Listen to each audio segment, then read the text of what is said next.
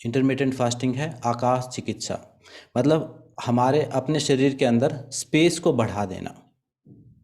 आकाश तत्व जैसे अग्नि तत्व क्या है, हमारा जो अंदर का जो डाइजेशन है वो अग्नि तत्व है। हमारे अंदर का जो सांस लेते हैं ये वायु तत्व है। जो बाहर जो फिजिकल बॉडी दिखती है ये पृथ्वी तत्व है। ऑडियो है सबके पास? आवाज आ रही है ना मेरी? हाँ। Yes sir. और जो जितना भी ब्लड है, लिक्विड है, वो जल तत्व है। वो जितना खाली स्थान है, खाली स्पेस है, वो आकाश तत्व है। अभी क्या हो गया है, हमारे अंदर स्पेस की कमी हो गई है, हमारे माइंड में भी, हमारी बॉडी में भी। तो मॉडर्न साइंस इसको इंटरमिटेंट फास्टिंग कहती है। लेकिन हमारे पहले से ही हर धर्म में, हिंदू धर्म में, बुद्ध धर्म में, जैन धर्म में, हर धर्म में उपवास करना बताया गया है। इसके फिजिकल, मेंटल लेवल पर, स्पिरिचुअल लेवल पर बहुत बेनिफिट हैं। किस लिए प्रैक्टिस करते थे हम पुराने ज़माने में? खुद को क्लीन करने के लिए और मेंटल और फिजिकल क्लियरिटी के लिए, ताकि शरीर क्लीन हो सके, आपके थॉट्स क्लीन हो सके। आपने कभी नोट किया होगा, जो लोग मेडिटेशन करते हैं या कोई साधना करते हैं, जब खूब सारा खाना खा लिया तो वो हो ही नहीं पाता। कभी नींद आनी शुरू हो जाएगी, कभी आलस्य आना शुरू हो जाएगा, है ना? और माइंड भी कंफ्यूज रहता है, क्योंकि सारी एनर्जी हम अपने डाइजेशन में लगा देते हैं। सारी एनर्जी हम अपने डाइजेशन में लगा देते हैं, जिससे ब्रेन की ऊर्जा भी डाइजेशन में ही चली जाती है। ना हम कोई ढंग से डिसीजन ले पाते हैं, स्ट्रेस लेवल बढ़ जाता है, ना कोई काम कर पाते ढंग से। अगर आप चाहे योग से जुड़े हैं चाहे नहीं जुड़े हैं, अगर आप सेल्फ ट्रांसफॉर्मेशन करना चाहते हैं, मैं अपने सालों के अनुभव के बाद बता रहा हूँ, सबसे पहले आपको काम करना होगा अपने आहार के ऊपर। अगर आप अपने फूड को रेगुलेट नहीं करते, ठीक नहीं करते, उसका नियंत्रण नहीं करते, उसको सिस्टम से नहीं ग्रहण करते, फिर आप कितने ही बड़े योगी हो, आप बीमार होगे ही होगे। आपको वो सारी समस्याएं होनी ही होनी हैं। एजिंग फास्ट होगी ही होगी। किसी को हो सकता है प्रकृति के हिसाब से, किसी को कुछ बीमारियां हो जाएं, किसी को कुछ बीमारियां हो जाएं। अगर आप अपने फूड के ऊपर काम करते हैं, अगर आपने अपने फूड को समझ लिया, तो योग आप ध्यान करने के लिए करेंगे, अपनी हेल्थ को एनहेंस करने के लिए करेंगे, नेक्स्ट लेवल पर लेके जाने के लिए करेंगे, अपने फिजिकल मेंटल लेवल को। फिर आप वजन कम करने के लिए, बीमारियां ठीक करने के लिए योग नहीं करेंगे। कितने सालों से, अभी इंटरमिटेंट फास्टिंग तक मैं कैसे पहुंच पाया? इतने सालों से मैं देख रहा हूं, इतने लोग योग कर रहे हैं, इतने योगा टीचर हर रोज पैदा होते जा रहे हैं, नए नए इंस्टीट्यूट खुलते जा रहे हैं, बहुत सब हैं। क्या किसी की बीमारियां ठीक हो पाई? बाबा रामदेव ने एक प्रचार शुरू किया, योग को ऐड ऑन किया। लेकिन अब आने वाले समय में जितने भी योगा टीचर्स हैं, हमारी जिम्मेदारी है कि इसको एक प्रॉपर सिस्टम में लेके आ जाए। कितने लोग ठीक हुए हैं? योग सिखाने वाले हैं इनमें बहुत सारे। कितनी बीमारियां ठीक कर पाए हो आप? कितने लोगों का मोटापा कम कर पाए हो? कोई हो तो हाथ ऊपर करो, यहाँ रेज हैंड का एक ऑप्शन होगा, उसको यूज करो। कोई एक ऐसा कि भाई जिसका परमानेंट आप मोटापा कम कर पाए हो, किसी का परमानेंट कर पाए? नहीं। 2-4 किलो वजन कम होगा, कभी कम हो गया, छोड़ते ही फिर बढ़ गया, फिर कम हो गया, फिर बढ़ गया, फिर कुछ कर लिया 2 महीना, फिर कम हो गया, फिर बढ़ गया। एक पेंडुलम की तरह झूलते रहते हैं। उसको साइंस में बोलते हैं यो यो इफेक्ट। यो वो बच्चे खेलते हैं ना, वो दूर फेंक दिया, फिर वापस उछल के अपने पास आ जाएगा। तो हम वेट कम वेट ज़्यादा, वेट कम वेट ज़्यादा, इसके बीच में झूल रहे हैं। और सबसे ज़रूरी, तो हम योग वालों को पहले खुद को ठीक करना पड़ेगा, उसके बाद ही हम दूसरों को ठीक कर पाएंगे। पहला एक्सपेरिमेंट किसके ऊपर करना पड़ेगा? खुद के ऊपर। अभी इंटरमिटेंट फास्टिंग मैंने कई दिन से शुरू कर रखी है, उसके बाद मैंने एक ग्रुप बनाया है, ताकि मैं आपको वो चीज़ इस ढंग से बता पाऊँ। जैसे नवरात्रों में मैं फास्टिंग पहले करता था, लेकिन इंटरमिटेंट फास्टिंग का जो कॉन्सेप्ट था वो पता था मुझे, लेकिन इसको उपयोग नहीं किया था मैंने। उसके अलावा कीटो डाइट है, बीच में जीएम डाइट थी, दुनिया भर की डाइट है। मेरे को सबसे प्रैक्टिकल, ये बात कोई इन 20-50 लोगों की नहीं है, ये बात इस पूरी ह्यूमैनिटी की है, खासकर अपने देश की है। योग अपने देश का है, आयुर्वेद अपने देश का है, लेकिन हम ही इसको समझ नहीं पा रहे हैं। हम ही इसको वजन कम करने के लिए उपयोग कर रहे हैं। योग के ग्रंथ में सिर्फ वात पित्त कफ बैलेंस हो जाते हैं, इतनी बात तो होगी, लेकिन वजन कहीं लिखा है कि 5 किलो कम हो जाएगा, 10 किलो कम हो जाएगा? नहीं। और अचरज मुझे तब होता है जब लोग गारंटी भी दे देते हैं कि 5 किलो वजन कम हो जाएगा, 1 महीने में 10 किलो वजन कम हो जाएगा। कैसे हो सकता है?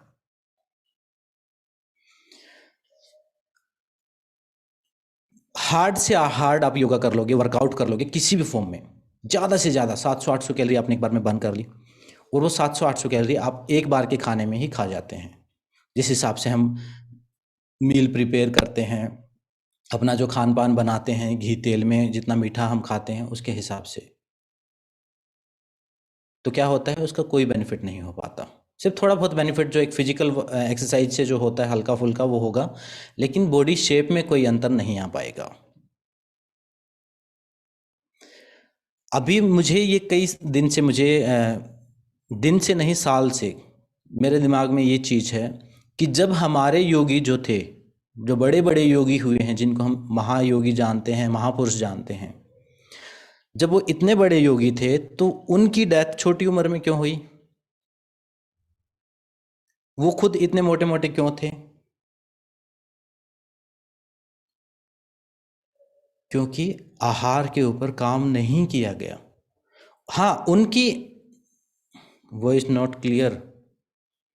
महेंद्र जी, आप नेटवर्क चेक करो, आवाज़ है सबके पास मेरी? क्लियर है तो हाथ ऊपर करो। हाँ, सबके पास क्लियर है। आप अपना नेटवर्क चेक कीजिए, ऐसी जगह बैठो जहाँ पर इंटरनेट है प्रॉपर। जो हमारे महापुरुष थे वो क्या करते थे?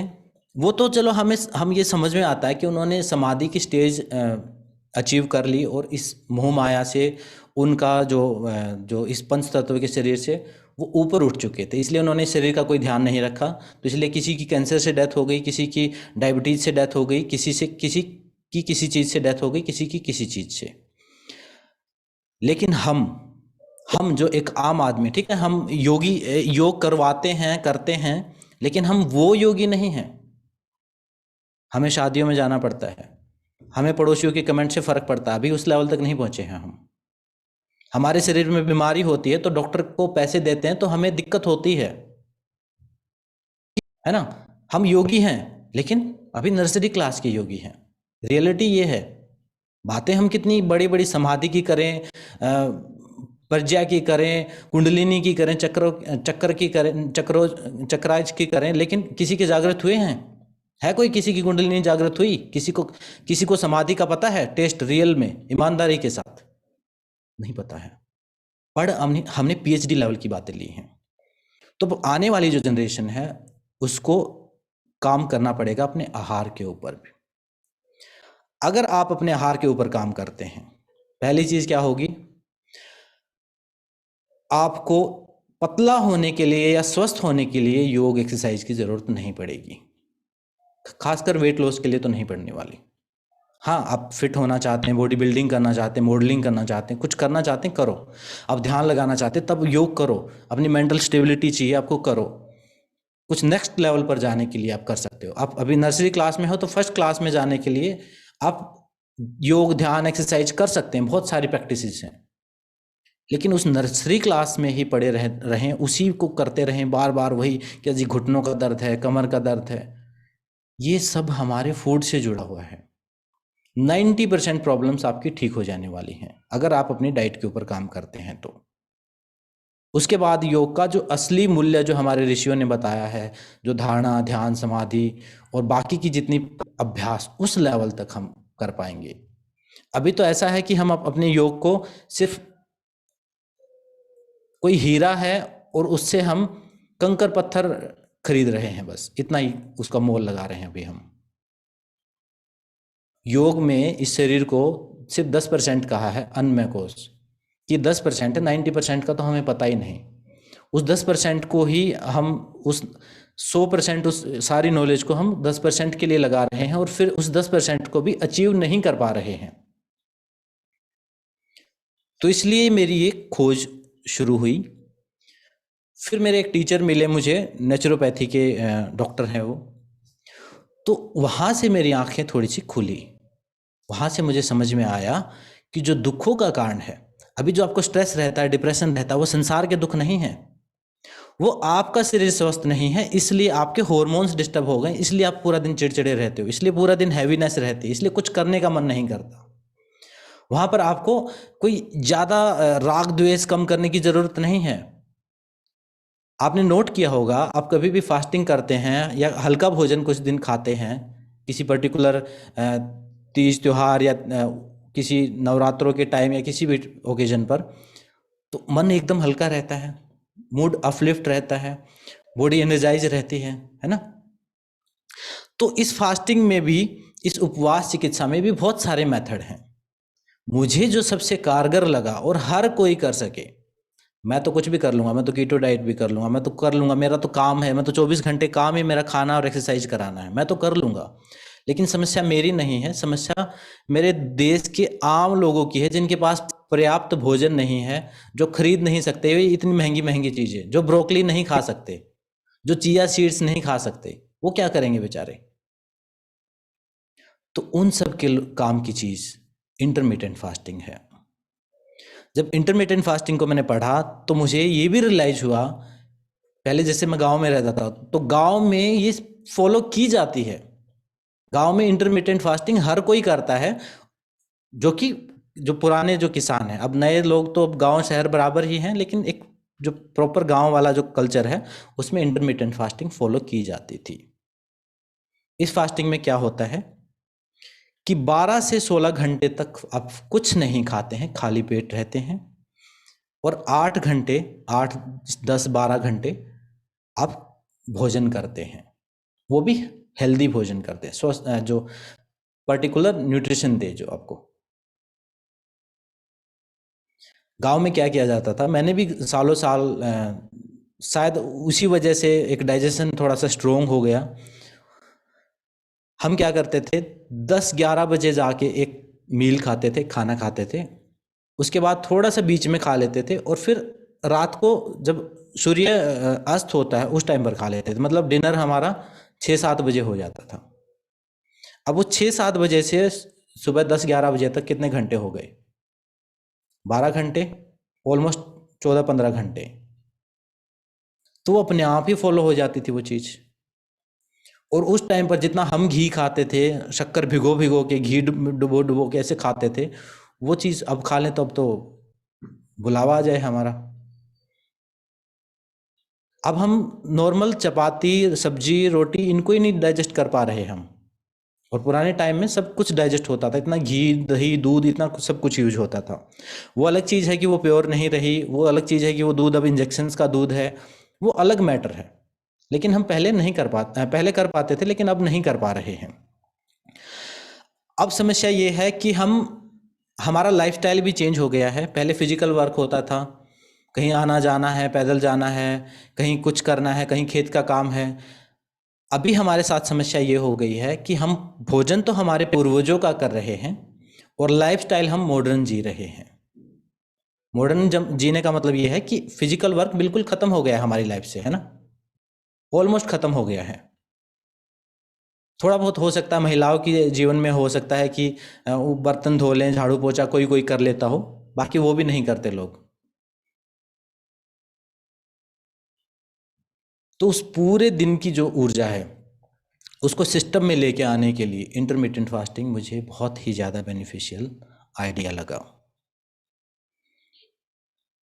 तो ये जो ग्रुप बनाया है इसमें हम सब उस चीज़ को फॉलो करने वाले हैं।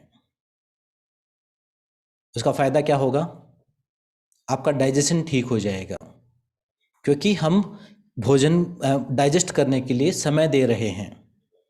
एक तो हमें ये सिखा दिया गया है कि उठते ही खाना है, ब्रेकफास्ट करना है उठते ही, कि जल्दी से जल्दी।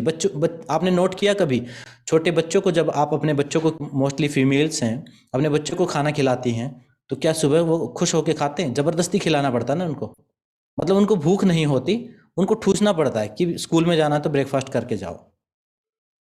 वो प्रकृति नहीं चाहती हम उस टाइम पर खाएं, किसी को भी भूख नहीं होती। इंटरमिटेंट फास्टिंग से क्या होगा, सबसे पहले डाइजेशन ठीक हो जाएगा, हमारा इंजन ठीक हो जाएगा। अभी तो क्या है, जितनी कैलोरी हम खाते हैं सब फैट में कन्वर्ट होती हैं, या फिर ऐसे ही हम निकाल देते हैं गला सड़ा के उनको, और थोड़ी बहुत बची हुई एनर्जी में कन्वर्ट होती हैं, जिससे थोड़ा बहुत हम अपने पैर घसीट घसीट के पूरा दिन चल लेते हैं।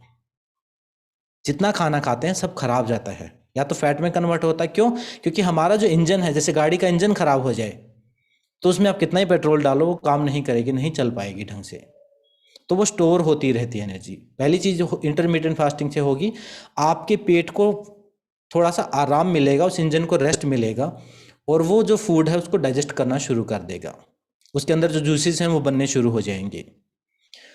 दूसरा बेनिफिट ये होगा कि आपका जो एक्स्ट्रा फैट है, आपका ही शरीर उस फैट को खाना शुरू कर देगा।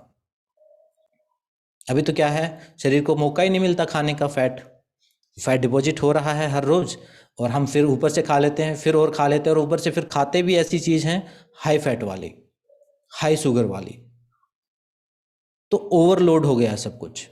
तो एक टाइम मिलेगा, एक स्पेस मिलेगा, तो आपका फैट धीरे धीरे कम होना शुरू हो जाएगा। वेट लॉस करने के लिए, वेट लॉस, फैट लॉस के लिए, वेट लॉस तो आप ये समझ लीजिए कि अभी बताऊंगा जी, रश्मि भारती जी, अभी बताऊंगा कितना गैप होना चाहिए, क्या होना चाहिए। फैट लॉस के लिए सबसे बेस्ट, अगर आज के दिन कोई डाइट है, डाइट नहीं है ये, असल में इसको डाइट कहना गलत है, ये जो इंटरमिटेंट फास्टिंग का मेथड है। इंटरमिटेंट फास्टिंग कोई डाइट नहीं है, कोई ऐसा नहीं है कि मैं आपको बताऊंगा कि अब आप ये खाएं, अब आप ये खाएं। ऐसे कब तक खाओगे? मुझे क्या पता आपके घर में क्या रखा हुआ है, आपके घर के डब्बों में क्या रखा, मुझे क्या पता, मैं कैसे बता सकता हूँ? मैं आपको कहूँ कि सुबह आप ये स्प्राउट्स खाएं, सुबह आप नट्स खाएं, किसी के पास ना हो सकता है नट्स, हो सकता है ड्राई फ्रूट्स ना हो सकता है स्प्राउट्स ना बना पाए वो। तो हमें क्या करना है, हमें सिस्टम को चेंज करना है। फास्टिंग जो है वो एक ईटिंग पैटर्न है, इंटरमिटेंट फास्टिंग डाइट नहीं है, वो एक ईटिंग पैटर्न है। इसमें आपको 1 हफ्ता तकलीफ होने वाली है, फर्स्ट वीक, पहला हफ्ता तकलीफ होगी, वो भी 1 हफ्ता मैंने इसलिए कही है कि हो सकता है किसी को 1 हफ्ते तक हो, नहीं तो 3 दिन ही दिक्कत होने वाली है। क्यों? क्योंकि हम सारी उम्र कर नहीं रहे, हम बचपन से ही ऐसे ही खाते जा रहे हैं, जब मन करता है खा लेते हैं, भूख ना हो तो भी खा लेते हैं, टाइम देख के खा लेते हैं, कुछ खाने का अच्छा मिला उसको खा लिया हमने। तो अभी हमारी जो हैबिट है वो अपोजिट हो गई है, इसलिए 3 दिन भी इसलिए दिक्कत होगी हमें। प्रकृति ने जब इंसान को बनाया हुआ है, भगवान को नहीं बताता कि हमें खाना मिलने वाला है और हमारा फ्रिज भरा रहेगा, उस भगवान ने नहीं बनाया था। जो प्रकृति ने जब इंसान का जो शरीर बनाया था वो इस टाइप से बनाया हुआ है कि भाई हो सकता है कभी खाना मिले कभी ना मिले। पहले हम कभी शिकार करते थे, कभी कुछ करते थे, कभी कुछ करते थे, अलग अलग सोर्सेज से हम खाना खाते थे। तो जरूरी नहीं है आज मिला, हो सकता है कल ना मिले। तो इसलिए बॉडी के अंदर एक सिस्टम बना हुआ है स्टोर करने का, उस स्टोर को हम कभी यूज ही नहीं करते। तो इस इंटरमिटेंट फास्टिंग में हम उस स्टोर को यूज करेंगे, फैट लूज हो जाएगा। तीसरा क्या होगा, हॉर्मोन्स आपके बैलेंस होने शुरू हो जाएंगे। हॉर्मोन्स कैसे बैलेंस होने शुरू होंगे? क्योंकि जब बॉडी को खाना नहीं मिलेगा तो शरीर में इमरजेंसी सिचुएशन, एक टाइप से इमरजेंसी हो जाएगी। मतलब हमारे माइंड को लगेगा कि कोई ऐसी बाहर से खाना नहीं आ रहा, तो कोई वो जो इमरजेंसी हॉर्मोन्स हैं उनको रिलीज करना शुरू कर देगा उस टाइम पर। तो उससे क्या होगा, हमारा मेटाबॉलिज्म बढ़ जाएगा, मतलब एक एक सेल एक्टिव हो जाएगा। हमारे अंदर की जो इमरजेंसी मोड है वो एक्टिव हो जाएगा। जैसे मैं अभी आपको कहूँ कि आप उठ के भागो, आप नहीं भाग पाओगे, 1-2 किलोमीटर भाग लोगे ज़्यादा से ज़्यादा। लेकिन फिर कोई आपके पीछे कोई कुत्ता पड़ जाए, कोई बंदूक लेके पड़ जाए, कोई शेर पड़ जाए, आप 10 किलोमीटर भी भाग सकते हो। किस वजह से? क्योंकि आपके अंदर वो इमरजेंसी मोड्स एक्टिवेट हो गया। तो जब इमरजेंसी मोड, माइंड को लगेगा कि बाहर से खाना नहीं आ रहा, तो इमरजेंसी मोड एक्टिवेट होगा, तो वैसे हॉर्मोन्स रिलीज करेगा, ऐसा एक एक सेल एक्टिवेट हो जाएगा, मतलब आप पूरी तरह से जीवित हो जाओगे। अभी तो आप मृत पड़े भी रहो तो भी आपका काम चला हुआ है, लेकिन जब अंदर से जो हम चाय कॉफ़ी या जो स्टिमुलेंट ड्रिंक पीते हैं या कुछ भी पीते हैं, उनसे क्या होता है, एक्टिवेट हो जाते हैं हम थोड़ी देर के लिए आर्टिफिशियल, लेकिन इसमें आप परमानेंटली एक्टिवेट हो जाओगे, आपके एनर्जी लेवल हाई हो जाएंगे। आपके थायराइड, आपके प्रॉपर इंसुलिन बनना शुरू हो जाएगा, बीपी नॉर्मल आना शुरू हो जाएगा, आपकी स्किन हेयर्स बिना ही फेशियल के आपके फेस पे ग्लो रहना शुरू हो जाएगा, स्किन की जो हेल्थ है वो ठीक हो जाएगी, बाल झड़ना कम हो जाएंगे। ये सब हमारी सारी प्रॉब्लम जो है वो डाइजेशन से चली हुई है, पेट से चली हुई है। पेट ठीक होते ही 90% प्रॉब्लम्स हमारी ठीक होनी शुरू हो जाएंगी। तो अब इस चीज़ को फॉलो कैसे करना है? बहुत ही सिंपल है। अभी आपको पहला स्टेप मैं बता रहा हूं, जो आप खा रहे हैं वो खाते रहें। अभी आपको 2-4 दिन के लिए 12 घंटे फास्ट करना है बस। मतलब रात को आपने 8 बजे खाया है तो सुबह 8 बजे खाना है, 12 घंटे से शुरू करना। वैसे तो ये जो विंडो है ये 16 आवर की होनी चाहिए, लेकिन ये पर्सन टू पर्सन डिपेंड करती है। अगर किसी का मेटाबॉलिज्म फास्ट है और किसी का डाइजेशन बहुत एक्टिव है तो हो सकता है उसका वही सारा बेनिफिट उसको 12 घंटे में मिलना शुरू हो जाए। हमें धीरे धीरे इस लाइफस्टाइल के ऊपर आना है। ये कोई ट्राई करने की चीज़ नहीं है, ये हम कोई ट्राई नहीं कर रहे कि चलो जी ये भी ट्राई कर लेते हैं, फिर थोड़े दिन बाद कहेंगे चलो आजकल मार्केट में ये चला हुआ है, व्हाट्सएप पर इस टाइप के मैसेज आते हैं, ये भी ट्राई कर लेते हैं। ये ट्राई नहीं करने की चीज़ है। मैं गारंटी देता हूं अगर आपने 1 वीक फॉलो किया तो आपका लाइफस्टाइल ही बन जाएगा। आप कहोगे तो इसमें कुछ लगता भी नहीं और पूरी तरह से फ्री भी है, कोई पैसे भी नहीं लग रहे और कोई ऐसा कोई रिस्ट्रिक्शन भी नहीं है बहुत ज़्यादा कि ये खाओ ये ना खाओ, इस टाइम पर ये खाओ, और खाली पेट रहेंगे तो जो एनर्जी लेवल है वो बहुत हाई रहेगा आपका। शुरुआत के 1 वीक क्या प्रॉब्लम क्या होने वाली है आपको, क्योंकि खाने की आदत है बार बार। जब खाने का टाइम होगा तो बॉडी आपकी डिमांड करेगी, आपको पेट में खिंचाव होगा, थोड़ा सा चक्कर आने लगेंगे, थोड़ी वीकनेस होनी शुरू हो जाएगी। ये पहला सिम्टम होगा आपको जो कि होने वाला जैसे ही आप शुरू करोगे। 12 घंटे में नहीं होगा, इसलिए मैं धीरे धीरे बढ़ाने के लिए कह रहा हूँ कि कम से कम सिम्टम हो आपको और वो आप लाइफस्टाइल में ऐड कर सको। अगर आज पहले दिन आपने 16 आवर किया तो जिसकी प्रैक्टिस है वो तो कर लेगा, जिसकी नहीं प्रैक्टिस है वो छोड़ देगा, वो सोचेगा कि नहीं बहुत ख़राब चीज़ है। तो 12 घंटे से शुरू करना। 12 घंटे के बाद क्या होगा, नॉर्मल हल्की सी भूख लगेगी आपको, 12 घंटे हो जाएं तब आप खा लेना। और खाना कैसे, उस फास्ट को कैसे ओपन कैसे करना है, खोलना कैसे है, फ्रूट्स के साथ। चाय कॉफ़ी के साथ मत खोलना, फ्रूट्स के साथ, फ्रूट खाना। उसके बाद चाहे एक केला खा लिया, कुछ भी खा लिया, कोई भी नेचुरल फ्रूट खा लिए, या फिर कच्ची सब्जियां, कच्चा सलाद खा लिया। उससे क्या होगा, वो फास्ट आपका खुल जाएगा और पर्टिकुलर जो पहला जो मील मिलेगा वो हेल्दी मिलेगा, क्योंकि पेट साफ हो जाएगा जब खाली पेट आप रहोगे। उसके बाद आपने चाय कॉफ़ी या कोई मिर्च मसाले की चीज़ खाई तो वो नुकसान भी उतना ही ज़्यादा करेगी। 12 घंटे करेंगे, अगले दिन हम 30 मिनट फिर बढ़ा देंगे, फिर हम 12 घंटे और 30 मिनट करेंगे। टाइमर आप लगा के रख सकते हो, आप लिख के रख सकते हो, अपने कैलेंडर पर लिख के रख सकते हो क्या जितना किया। अगले दिन 12 घंटे 30 मिनट करेंगे हम। बॉडी 12 घंटे 30 मिनट के हिसाब से एडजस्ट कर लेगी। ऐसे हर रोज़ आधा घंटा बढ़ाते बढ़ाते एक हफ्ते में हम 16 आवर तक आ जाएंगे। अगर आपको लगे कि एक हफ्ता जल्दी है तो 10 दिन में आ जाएं, क्योंकि परमानेंट चेंज करना हमें। ये कोई ट्राई नहीं कर रहे हम, ये चेंज कर रहे हैं परमानेंट। आधा घंटा बढ़ा बढ़ा के हर रोज उस गैप को बढ़ा देंगे। मतलब फास्टिंग विंडो, खाली पेट हम 16 घंटे रहने वाले हैं लास्ट में, और खाने का जो टाइम है वो 8 घंटे है। उस 8 घंटे में हम 2 बार खा सकते हैं। वो जो 16 आवर हैं उसमें माइंड और साइकोलॉजी और आपका मन आपके साथ खेलेगा। क्या होगा, कभी चक्कर आएंगे, कभी एनर्जी लो होगी, क्योंकि बार बार बॉडी डिमांड करते हैं ना, वो अलग अलग, वो साम दाम दंड भेद लगाएगी। लेकिन आपको नहीं खाना। क्या करना है, सिर्फ पानी पीना है, खूब सारा पानी पीना है। जब भी भूख लगे पानी पियो। मैंने इसको उपयोग किया 1 हफ्ते तक। तो मैं क्या करता, पानी पीता हर घंटे। अगर आपने फास्टिंग की और पानी नहीं पिया तो फायदे की बजाय नुकसान होगा। पानी कब पीना, जब प्यास लगे तब। जैसे ही भूख लगी, आपका शरीर क्या करता है, जब प्यास लगती है तब भी वो भूख का ही सिग्नल देता है। जब आपके शरीर को प्यास लगी हुई है तब भी जो सिग्नल देगा वो ऐसा लगेगा कि भूख लगी हुई है। उस टाइम पर आप बोलना कि हाँ खाएंगे भाई, रुको पहले 1 गिलास पानी पी लेते हैं। 10-15 मिनट में आपको पता चलेगा आपको भूख थी ही नहीं, वो तो प्यास थी। तो जब भी भूख लगे पानी पियो और आधा आधा घंटा करके धीरे धीरे 12 घंटे से 16 घंटे तक पहुँचो।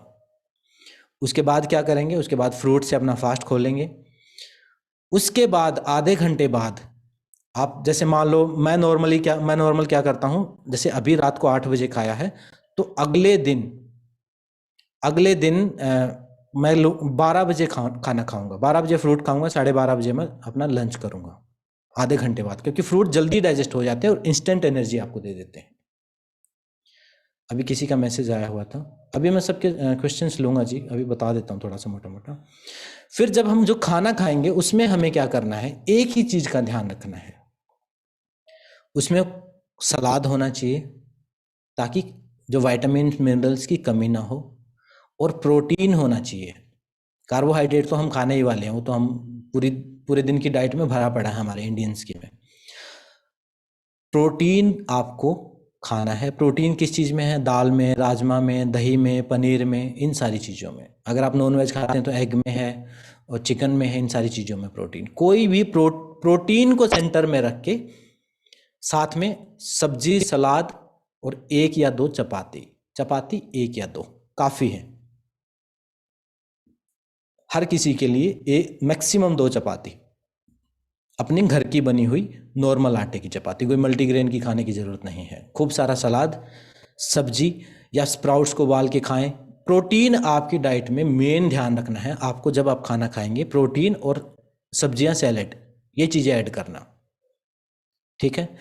उसके बाद मान लो आपने 12:30-1 बजे लंच किया, उसके बाद आप बीच में भी खा सकते हैं थोड़ा सा कुछ हेल्दी चीज़, कोई ड्राई फ्रूट्स खा लिया आपने या कुछ भी हेल्दी खा लिया, भुने हुए चने खा लिए, मूंगफली खा ली, मतलब प्रोटीन में हाई हो और हेल्दी हो, तला भुना हुआ नहीं खाना।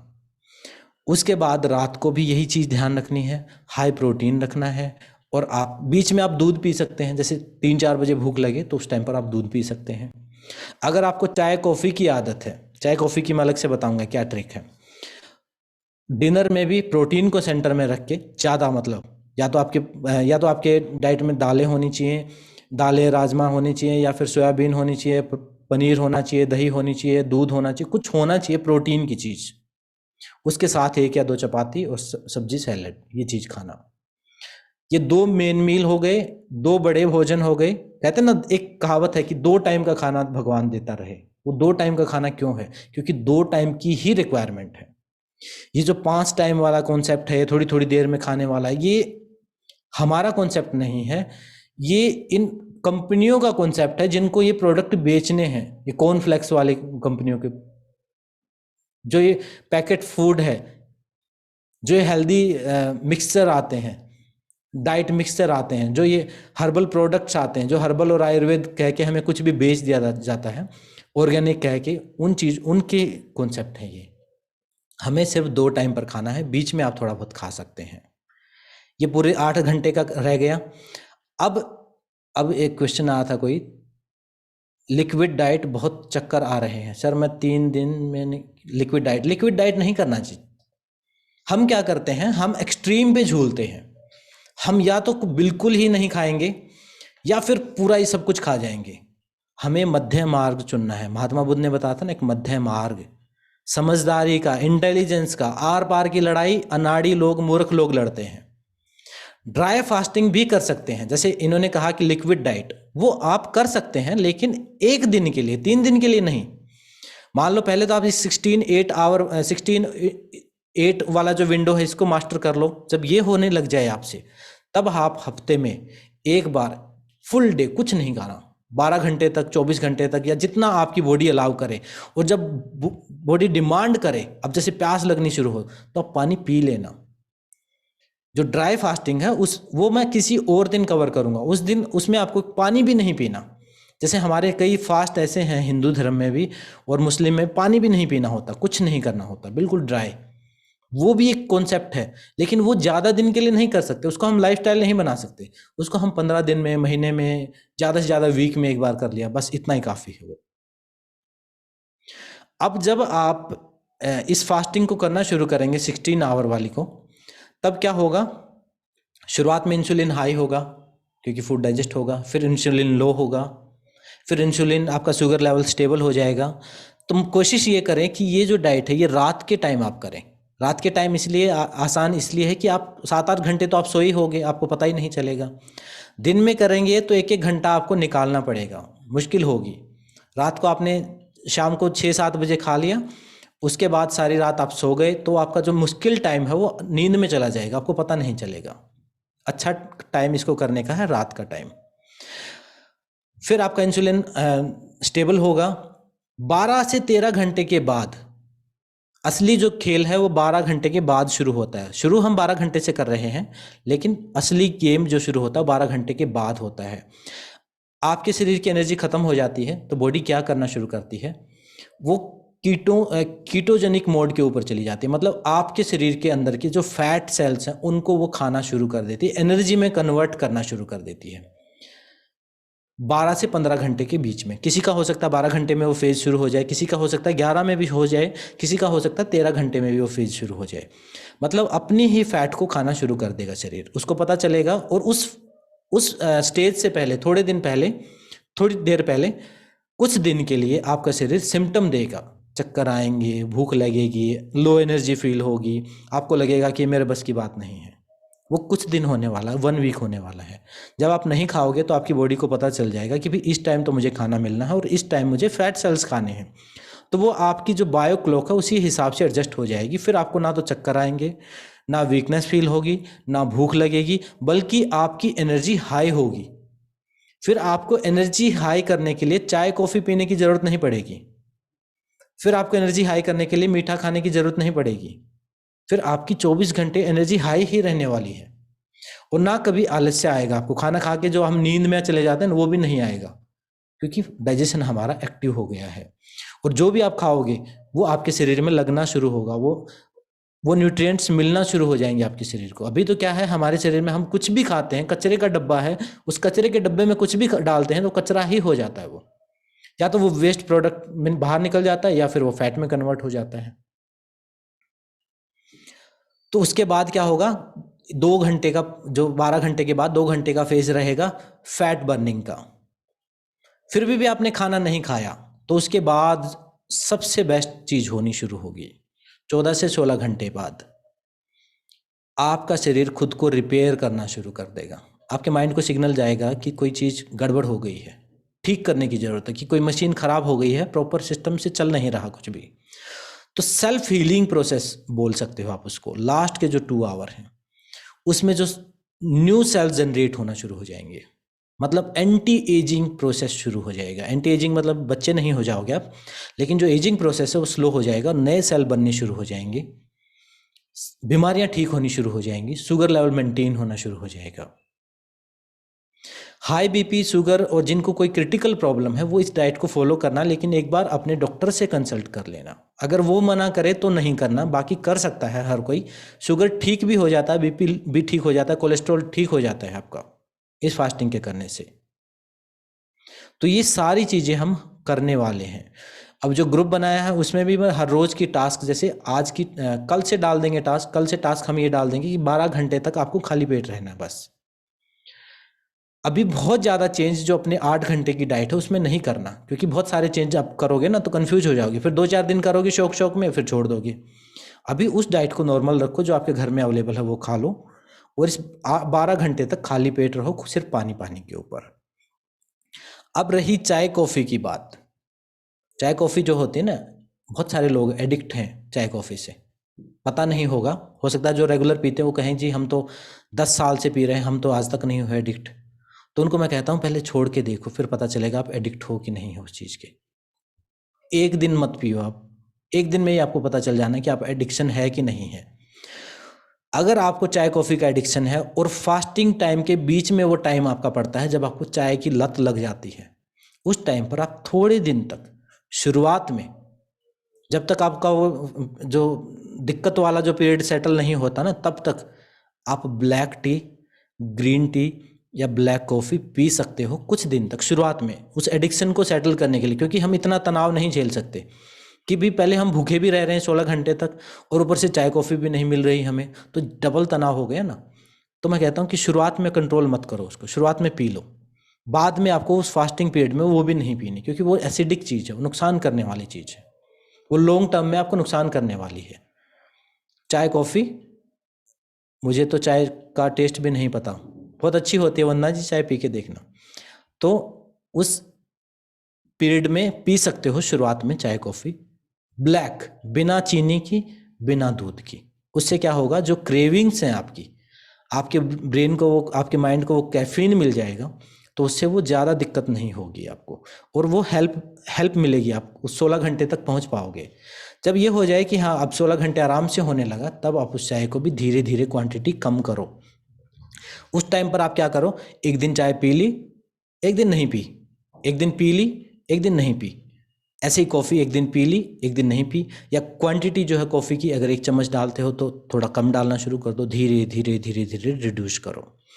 अगर आपको चाय कॉफ़ी की लत है तो इसको लाइटली मत लेना, बहुत बड़ा नशा है ये, बहुत बड़ा नशा है। इसको जब छोड़ोगे तब पता चलेगा आपको, छोड़ नहीं पाओगे आप हो सकता है कहो कि वो फालतू की बात बता के चले गए, उनको क्या पता, आपको माइंड ऐसे ऐसे एक्सक्यूज़ देगा उस टाइम पर। तो धीरे धीरे नशे को जैसे छोड़ते हैं, ऐसे चाय कॉफ़ी को छोड़ना धीरे धीरे। उसके बाद लास्ट में आपको इस फास्टिंग पीरियड में कुछ भी नहीं खाना पीना, सिर्फ पानी पीना है।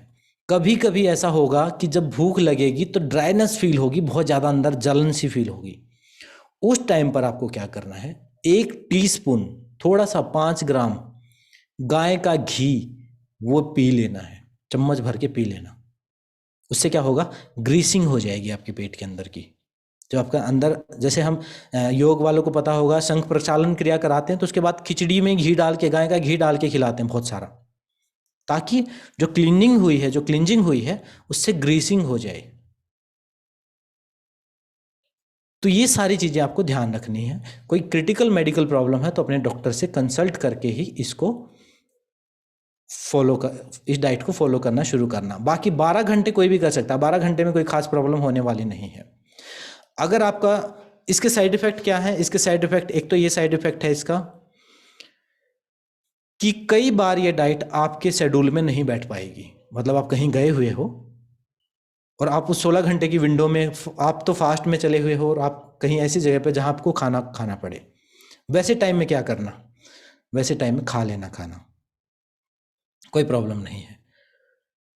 हफ्ते में 1 बार आप इस डाइट को ना करो, कोई प्रॉब्लम नहीं, नॉर्मल खाना खा लो, कोई प्रॉब्लम नहीं, छोड़ दो। 15 दिन में 1 बार ना करो, ऐसे बचा के रखो अपना। जब आप घर पे हो तब इस डाइट को कर लो, जब आप कहीं ऐसी जगह जाते हो जहां नहीं फॉलो कर पाओगे, उस दिन मत करो। और जो स्वस्थ हैं, जिनका वेट ठीक है, कोई बीमारी नहीं है और पहले ही स्वस्थ हैं, वो कहें कि मुझे क्या जरूरत है इसको करने की, तो वो क्या करें, वो हफ्ते में 3 बार कर लें। 1 दिन कर लें, 1 दिन छोड़ दें, 1 दिन कर लें। पहले कुछ दिन करके आदत डाल लो अपने आप को, उसके बाद फिर अल्टरनेट डेज पर आप कर सकते हैं, या हफ्ते में 2 बार कर ली, 3 बार कर ली, ऐसे अलग अलग मेथड हैं इसको करने के। लेकिन अगर आपके शरीर में बीमारियां हैं, फैट डिपॉजिट हो गया है, तो मैं सजेस्ट करता हूं कि आप रेगुलर रूटीन में इसको फॉलो करना शुरू करें। बाकी जो ग्रुप में हैं जुड़े रहेंगे, हर रोज का एक टास्क देंगे, उस टास्क को फॉलो करने की कोशिश करना और जिस जिसने कंप्लीट किया उसका रिप्लाई बैक करना। उससे क्या रहेगा, एक ग्रुप कॉन्शियसनेस, एक दूसरे से सहारा मिलेगा हम सबको। कई बार क्या होता है कि हम जैसे शरीर शारीरिक रूप से कमजोर हो जाता है ना, ऐसे मेंटली भी हम वीक हो जाते हैं, हम कोई डिसीजन नहीं ले पाते। लेकिन देखा देखी, दूसरों की देखी देखी हमें वो मोटिवेशन मिलता है और हम उस चीज को करना शुरू कर देते हैं। जैसे शुरुआत में अगर बच्चे को आप घर पे पढ़ाना शुरू करो तो बड़ा मुश्किल होगा, लेकिन क्लास में वो देखा देखी पढ़ लेता है। जब पड़ोस के लोग कर रहे होंगे, जब 4 लोग और रिप्लाई कर रहे होंगे कि हाँ मैंने इतने घंटे आज किया, तो उनसे मोटिवेशन मिलता है। इसलिए मैंने ग्रुप बनाया है, नहीं तो मैं 1 घंटे में ये समझा के आपको समझ में आ जाता, आप फिर अगले दिन उठते नॉर्मल, माइंड साफ। जैसे सारी इंफॉर्मेशन आपके ब्रेन में भरी हुई है, ये भी एक इंफॉर्मेशन हो जाती, किसी फोल्डर में स्टोर हो जाती कि हाँ जी पता है हमें, करेंगे कभी जब डॉक्टर बताएगा। तो इसको अभी से अपने लाइफस्टाइल में लेके आना शुरू करो, और बहुत ही ईजी मेथड है, कोई भी प्रॉब्लम नहीं है, हर कोई कर सकता है। एक टाइप से पुराना सिस्टम है ये, बिना भूख के खाओ ही मत। जो मैंने डाइट की 21 डेज की बताई थी उसमें एक दिन का था, ये बताया था मैंने इंटरमीडिएट फास्टिंग। पहला एक ही सिद्धांत रखो, ऐसे ही अपने बच्चों के साथ भी, जब तक आपके बच्चे खाना ना मांगे उनके टाइम देख के उनको खाना मत दो। मैं गारंटी देता हूं उनको कोई नुकसान नहीं होगा। अगर बच्चे खाना ना मांगे, ब्रेकफास्ट ना करें, लंच ना करें, कहो खेलो मौज करो, तुम नहीं देते, पूछो भी मत खाने को। आएंगे मांगेंगे, जब बॉडी डिमांड करेगी तो अपने आप मांगेंगे, प्राकृतिक सिस्टम है वो, उसको ओवरकम नहीं किया जा सकता। तब उसके बाद उनको घर का खाना भी दोगे तो उनको अच्छा लगेगा भूख के टाइम पर। और ज़बरदस्ती उनको आप कितना ही अच्छा खिलाते रहो बना बना के, वो नहीं खाएंगे, वो खाने से भागना और शुरू कर देंगे। ऐसे ही खुद के साथ करना है। शुरुआत में रात को जैसे डिनर किया 8 बजे, तो सुबह 8 बजे से पहले कुछ नहीं खाना। अगर आपको भूख नहीं लगी 8 बजे तो आप 9 बजे तक कुछ मत खाओ। अगर आपको लगता है कि 10 बजे तक भी मुझे तो कोई भूख नहीं अभी तक, तो मत खाओ। 11 बजे तक मत खाओ। पहले एक नेचुरल जो अपनी साइकिल है उसको समझ लो कि मेरी बॉडी को इतने घंटे बाद भूख लगती है और डिमांड करती है, फिर उसको आधा घंटा बढ़ा देना अगले दिन फिर आधा घंटा बढ़ा देना, ऐसे करके 16 आवर तक आपको लेके जाना है। इतनी सी इंटरमिटेंट फास्टिंग है। और बाकी जो 8 घंटे में है उसमें हाई प्रोटीन डाइट खानी है, खूब सारा न्यूट्रिशन उसमें होना चाहिए। दूध पीना है तो उसी में, जैसे एक दो से मेरी पहले बात हुई थी तो वो कह रहे थे कि रात को दूध पीना है कि नहीं पीना, नहीं पीना है, सिर्फ पानी पीना है, कुछ भी नहीं। ये नहीं कि अब ठीक है डिनर तो हमने 8 बजे कर लिया, अब 10 बजे दूध भी पियेंगे हम, ये तो जरूरी है जी, ये तो सब पीते हैं, नहीं, नहीं पीना। नहीं तो फिर क्या होगा, वो फास्ट आपका, वो दूध से शुरू करना। फिर आप दूध पीना है तो 3-4 बजे आप पी लो, या उससे पहले पी लो, या और कहीं एडजस्ट करो उसको। और दूध की बजाय दही खाओ तो ज़्यादा अच्छा है। दिन में दही खा लो, 4-5 बजे आप दूध का एक, जब हल्की भूख लगती है उस टाइम पर दूध पी सकते हैं। दिन में दही ऐड करो, दही सही चीज़ है, दही डाइजेशन को एक्टिव कर देती है। पनीर ऐड करो, दालें ऐड करो, प्रोटीन की चीज़ें ऐड करो। और बाकी छोटी छोटी टास्क मैं देता रहूँगा। अभी कोई क्वेश्चन है तो आप लिख के भेज दीजिए, मैं उसका जवाब दे देता हूँ। हाँ, अंडरवेट अगर कोई है, अगर कोई अंडरवेट है तो इस डाइट को फॉलो ना करे, या फिर हफ्ते में 1-2 बार कर ले, सिर्फ अपने डाइजेशन को ठीक करने के लिए। फिर इस डाइट को फॉलो करने की जरूरत ही नहीं, क्योंकि वो पहले ही अंडरवेट है, पहले ही फैट नहीं है और पतला हो जाएगा।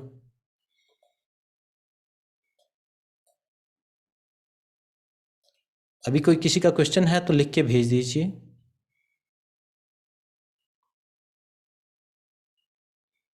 इस बात का जवाब हो गया रश्मि जी कि कितनी देर का गैप होना चाहिए। शुरुआत में 12 घंटे, धीरे धीरे आधा घंटा बढ़ा के 16 आवर तक लेके जाना है।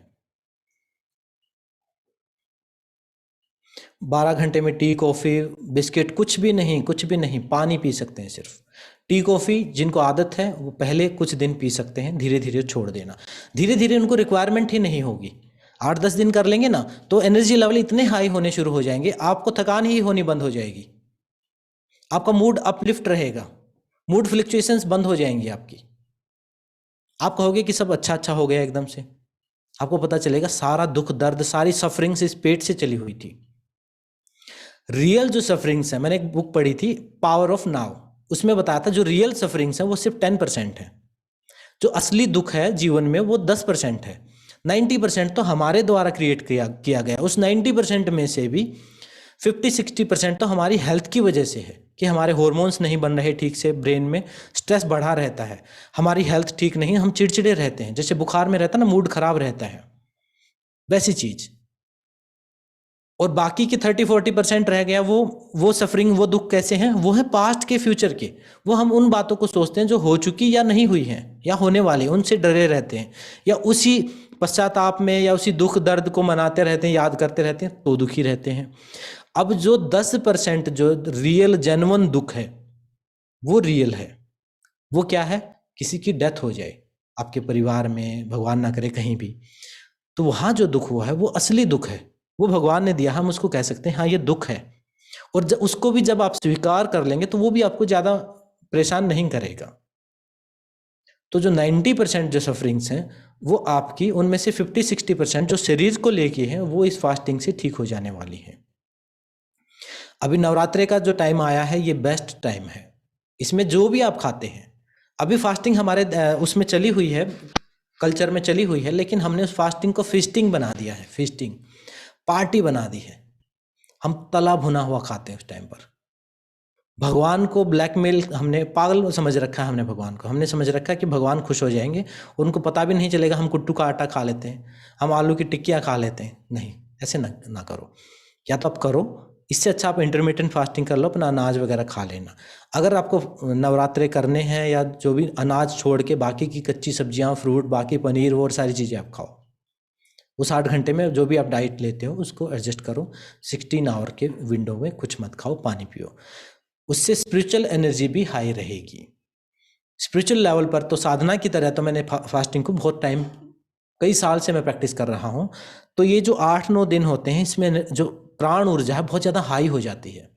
जब आप ध्यान करते हो, जिसको हीलिंग और एनर्जी की सेंस है, अब जिसको सेंस नहीं तो उसको तो मुश्किल है समझाना, लेकिन जिसको पता है कि ऊर्जाएं क्या हैं, कैसे काम करती हैं, और ये दुर्गा माँ और ये क्या कॉन्सेप्ट हैं, ये तो हमने बच्चों को समझाने के लिए पिक्चर बना दी।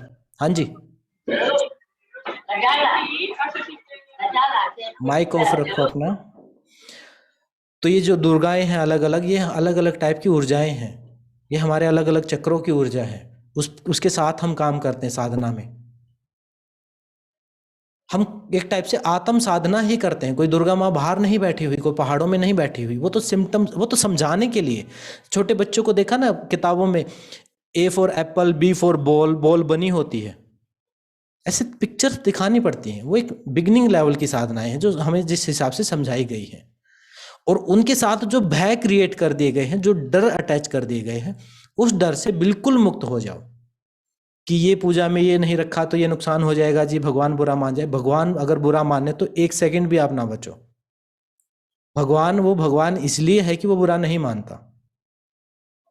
तो ये शक्तियों की और स्पिरिचुअलिटी की अलग बात है, इसको कभी अलग से टॉपिक को डिस्कस करेंगे। फास्टिंग को ऐड करो, स्पिरिचुअल बेनिफिट भी मिलेगा। और इस टाइम पर अगर आप, एक टाइप से तप है ये, योग में से तप कहा गया है, मित आहार के कैटेगरी में भी डाला गया है। जब आपको जो भूख लगेगी, प्यास लगेगी, उस टाइम उस पीड़ा को आप सहन करोगे तो जो छोटी छोटी चीज़ों में डिस्टर्ब हो जाते वो नहीं, मानसिक शक्ति आपकी संकल्प शक्ति दृढ़ होगी, आपके जीवन में कोई चीज़ फलित होना शुरू हो जाएगी। कोई विचार आप पैदा करोगे अपने दिमाग में तो वो एनर्जी काम करना शुरू करेगी। अभी तो क्या है कि कुछ भी हम सोच लें, कुछ भी बोल दें, किसी की चीज़ के नीचे कोई बेस ही नहीं है। ऐसे ही हवा में बड़बड़ करते रहते हैं, और हवा में पूजा पाठ करते हैं, हवा में ही साधनाएं करते हैं, किसी का कोई असर नहीं होता। अगर आप फास्टिंग करते हो तो उसके बाद आप पूजा पाठ ध्यान करोगे, प्राणायाम करोगे, तो प्राणायाम में प्राण होगा। अभी हम जो प्राणायाम प्रैक्टिस करते हैं उसमें प्राण नहीं है, वो तो फ्यूज है, फ्यूज बल्ब की तरह, सिर्फ सांस की ब्रीदिंग एक्सरसाइज है, वो प्राण ऊर्जा नहीं है उसमें। हमें सेंस ही नहीं है उस प्राण ऊर्जा की। हमें तो सिर्फ प्राणायाम का नाम पता है, ब्रीदिंग एक्सरसाइज, सांस लेते हैं, छोड़ते हैं, ऑक्सीजन कार्बन डाइऑक्साइड से जो परिवर्तन हो सकता है शरीर में वो हो जाता है। लेकिन प्राणायाम सिर्फ इतना ही नहीं है, प्राणायाम ये तो 10% ही है, 90% तो प्राण ऊर्जा को समझना पड़ेगा। उसको रिसीव, इनहेल करते हैं हम, उसको अपने आभा मंडल में भरते हैं। चलिए आगे और कोई क्वेश्चन हो तो पूछिए। लिक्विड डाइट बता दिया, चाय का टेस्ट पी के देख लेना जी, पता चल जाएगा। मिल्क वाली टी नहीं पी सकते जी, ब्लैक टी पी सकते हैं।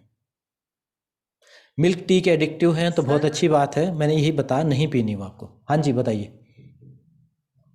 कौन बोल रहे हैं? मैं अंजू। हाँ जी अंजू जी बताइए।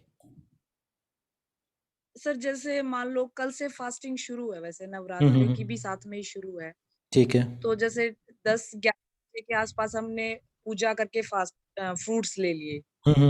उसके बाद जैसे पूरे दिन का थोड़ा शेड्यूल बताएंगे। जैसे 11 बजे हमने फ्रूट ले लिए, उसके बाद कितने बजे, मान लो वो भी 16 आवर या 12 आवर ही निकालने, उसके बाद भी वही, हाँ, वो 12 आवर जो भी विंडो रखनी है उसमें पानी पीना, बाकी आप जो भी खाते हो उसको उसमें एडजस्ट कर लेना। मान लो 8 घंटे की विंडो हो, उसमें आप 2 बार खाते हैं, 1 बार खाते हैं, उसको एडजस्ट करना। क्योंकि हर कोई अलग तरीके से करता है। मैं जो करता हूँ नवरात्रे वाले फास्ट, उसमें मैं तो जब खा लेता हूँ कुछ भी, मैं तो ऐसा नहीं कि एक बार ही खाऊंगा मैं, लेकिन मैं खाता वो फ्राइड नहीं खाता, जो हेल्दी है वो खा लेता हूँ। जब भूख लगती है फ्रूट खा लेता हूँ। तो उस 8 घंटे में कुछ खाओ, बाकी 16 आवर, 12 to 16 आवर खाली पेट ही रहो और पानी पियो बस। बाकी जो भी आपका मील है उसको उसी 8 घंटे में एडजस्ट करो। चाय की जगह दूध हो सकता है। उस खाली फास्टिंग पीरियड में तो कुछ उसमें नहीं हो सकता।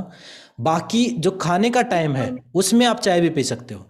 जो 8 घंटे हैं उसमें आप एक टाइम 4 बजे के आसपास अगर आपको चाय का एडिक्शन है वो पी सकते हो, आप कोई प्रॉब्लम नहीं है। शुरुआत में पी सकते हो, धीरे धीरे छोड़ना। ओके। हाँ वो तो देखो नशा है, हाँ, उसके ऊपर आपको अलग से एक बैठक बैठानी पड़ेगी अपने माइंड की, बड़ा एक अलग से एफर्ट लगेगा, बहुत एफर्ट लगने वाला है। एक हफ्ता आपको बड़ी तकलीफ होने वाली है अगर आप एकदम से छोड़ोगे तो इसलिए उसको धीरे धीरे छोड़ो ताकि तकलीफ भी ना हो और छूट भी जाए। Okay sir, thank you. Milk वाली टी नहीं पीनी जी, बीच में बिल्कुल भी नहीं पीनी। या तो फिर आप करो ही मत फास्टिंग, या फिर आप अपनी चाय से ही फास्ट शुरू करो। चाय पियो 1 कप या 1 मग भर के और वहां से फास्ट शुरू करो। फास्ट खोलने के लिए चाय मत पीना बस। ओम सर जी, ओम।